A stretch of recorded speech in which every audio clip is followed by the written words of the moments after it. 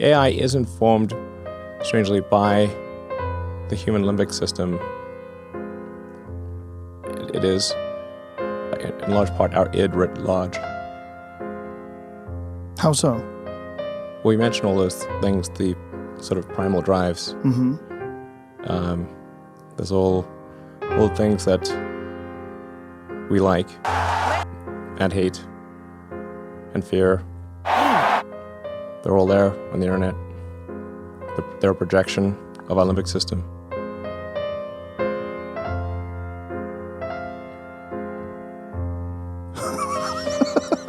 It's true. This is the enemy, not him as a man, but the culture in there. This is the enemy. In movies you have a possible, but you even smile to them, you know. I'm not even revolting, saying the way you have to shoot me is so disgusting that it's no wonder that some people after, like Le Pen, can say that the concentration camp is only a detail. We're in almost like a doomsday countdown. It's not necessarily a doomsday countdown. It's a Out of control countdown? Out of control, yeah. People call it the singularity. And that's probably a good way to think about it. It's a singularity. It's hard to predict, like a black hole, what happens past the event horizon. Right. So once it's implemented, it's very different because it will be able to... Once the genie's out of the bottle, what's going to happen?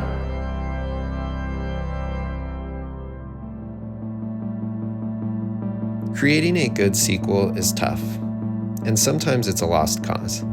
When a story makes so much sense as one piece, and that one piece has become so iconic, so beloved, it can be disruptive and even destructive to tamper with that unity. But if we've learned anything about sequels, it's really just a matter of time until the market demands it. And in a strange way, almost a simulative way, the 21st century has unfolded as, or maybe just been experienced as, a sequel to the 20th century. There is a recycling of familiar ingredients, fulfillment of foreshadowing, and an attempt to recreate what came before.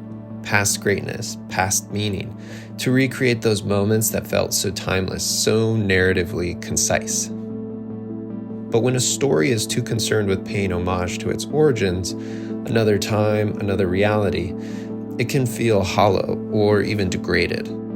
I think that the phenomenon of trying to recreate what we've seen in photos and films is a driving force of the human experience today. We spend a great deal of effort making sure that our experiences, our lives, look the way they ought to look, worthy of history, worthy of an audience. Even our written language has become more visual, more symbolic and dependent upon visual context. Many of us live in a state of constantly observing and being observed, like me right now. It is a highly stimulating experience to be alive today. We are addicted to visual information, and a great deal of this content is produced by cameras. Our pocket-sized simulation machines, capturing a facet of reality for consumption. So what has this done to us? Here's an obvious question, and one that troubles me. Is the rise of such images and the frequency with which they occur in books part of a kind of democratization, of popularization of knowledge or not? I mean, haven't you all been struck by the extent to which news pictures have come onto the front page of newspapers? Why have we more and more wanted to accompany narratives, political narratives, scientific narratives, descriptive accounts with visual information?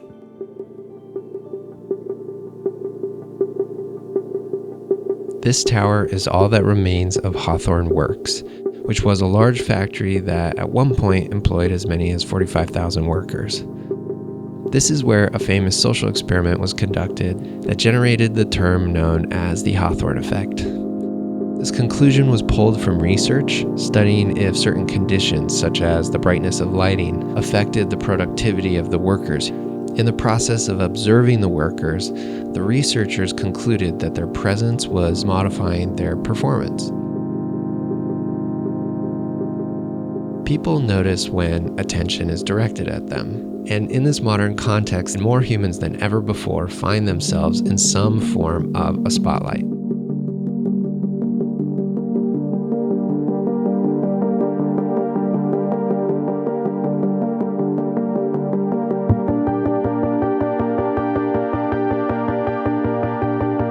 Our modern lives are made in the image of images, an algorithm that becomes the veil in front of your eyes.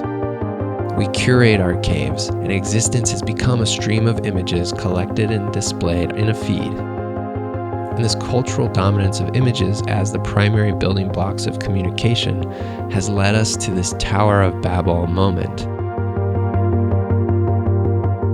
In order to lift this spell, I think future generations will need to be given the opportunity to pull the focus back, away from the photographs, away from the narratives, and to the photographers and the act of image making itself.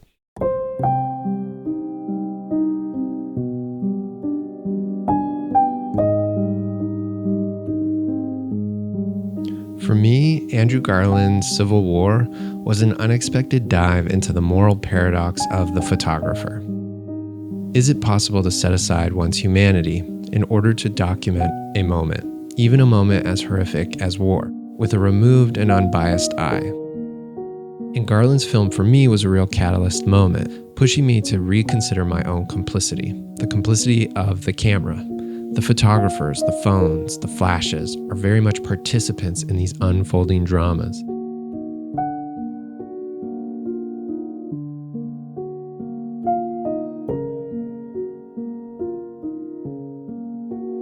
When we fully give in to the illusion of a photograph or a video, when we fully submit to that reflection, we often look past the participatory variable that is the presence of the camera itself, how that observation is modifying our behavior, encouraging recklessness, or agitating and escalating the subject. We often try to see a photographer as a messenger, a pure witness, but they are also human, just as complex and contradictory as we all are. And most importantly, they often have their own incentives. And we've seen this play out most aggressively in the world of paparazzi, pornography, advertising, news, and of course, social media. In these arenas, we can see the clearest revelation of how cameras have changed us, hijacked us in some ways, and encouraged us to dissect, fragment time, truth, and ourselves for the further propagation of the camera's shadow world over the world of our own. The more limbic resonance, the more engagement. Language is the foundation of civilization. It is the glue that holds the people together. It is the first weapon drawn in a conflict. When it comes down to cooperation, communication is everything. If humanity wants to overcome the challenges and responsibilities it faces today, it's going to need to acquire a deeper mastery of language. When we think of language, we think of words, we think of letters, we think of alphabets, but language has evolved far beyond words. Our visual language flows in very massive quantities through the social networks that we have unleashed into our reality. Being literate in our modern context is so much more than having a grasp of words and their meaning. The reason I think we live in a time where so many people feel like truth no longer matters is because truth is not communicated or investigated through words anymore. It is communicated and investigated and qualified through images. There is a new element that makes this crisis of language more concerning and more urgent, and that is the emergence of AI. If we as a species don't develop a clearer understanding in a scientific way, in an ecological way, in an emotional way of how language affects us, we run the risk of being completely cocooned by a visual language that in some ways will just eclipse us and imprison us in a labyrinth of imagery and stimuli that we won't be able to escape. This dystopian image of what humanity imagined it might become could become a self-fulfilling prophecy. Less than 20 years ago, I was imagining what a singularity would be like, what this idea of the singularity would be. And it was kind of hard to fathom. But as I've seen the rapid evolution of media, I now kind of have a deeper understanding of how this momentum can get away from us. And I do think we run the risk of being molded by media more than we use media to mold our experiences. We use language as a tool to communicate our feelings, to communicate our ideas, to make those ideas into real things that move our material world. And language is in service of us. And I think it's important to keep language in our tool belt instead of becoming a tool in the belt of another entity. It seems like we are in a moment where we are doubling down on the shadow understandings of the internet and of memes and of the world. But that doesn't mean that we have to continue going in that direction. I am become meme. Yeah, pretty much. I'm living the meme. It's like there's living the dream and there's living the meme, and it's pretty much what's happening, you know? You're like, I think you're bigger. I mean, Doge started out as a meme. Think about it. And now it's real. Isn't that crazy?